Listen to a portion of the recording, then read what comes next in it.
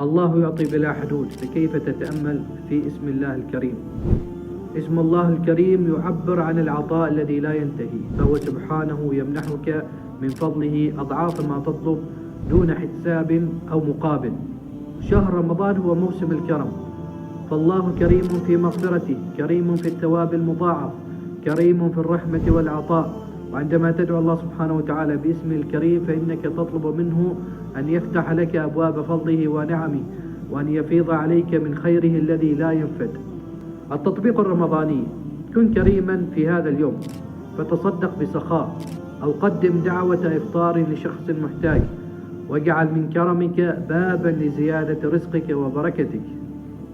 اللهم يا كريم يا واسع العطاء، يا من تجود بالنعم والخيرات، ارزقنا من فضلك الواسع وأكرمنا بكرمك العظيم.